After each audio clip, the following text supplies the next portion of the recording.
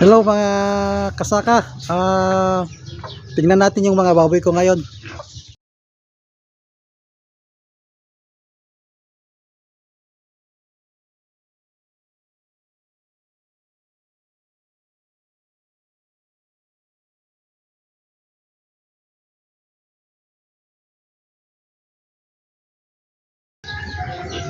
Okay, so ito yung baboy ko ngayon. Dadalawang may 3 buwan na to. Okay, so ayan.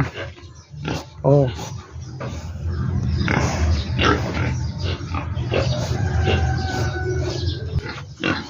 Dito naman sa isa ay magdadalawang buwan na. Okay. So ayan. Dadalawa na lang yung inaalagaan ko ngayon sa aking bakuran. Mga hindi kagaya ng dati, marami. Okay. So ayan. Ayan sila. Itong isang to ay pwede na Pwede nang ibenta to.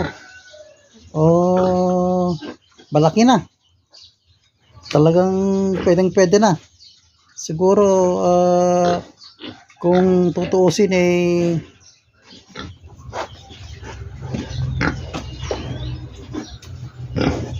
pwede na itong ibenta. Okay.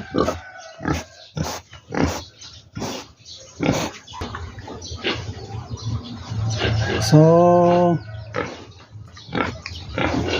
ang pakain ko dito grower na.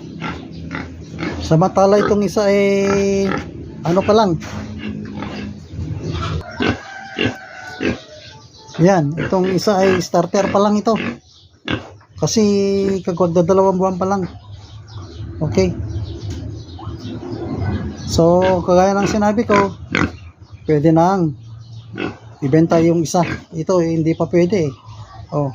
Palit pa lang. Ito magtatatlong buwan na.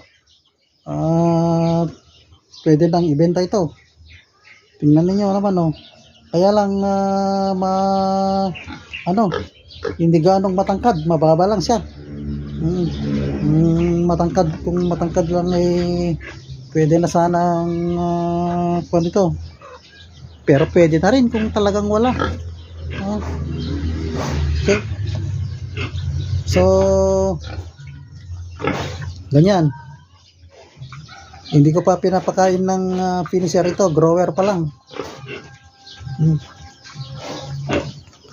Kasi kasagsagan ng kanyang paglaki Ayan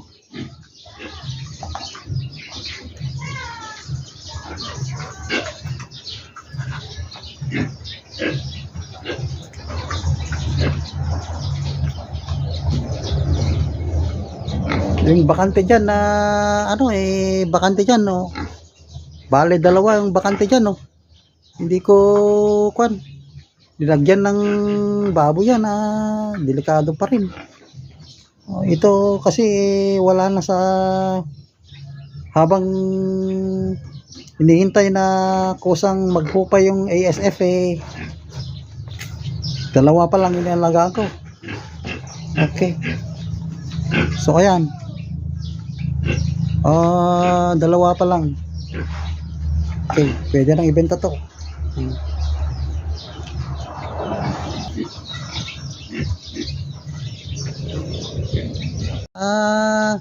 Ang mga baboy ko ngayon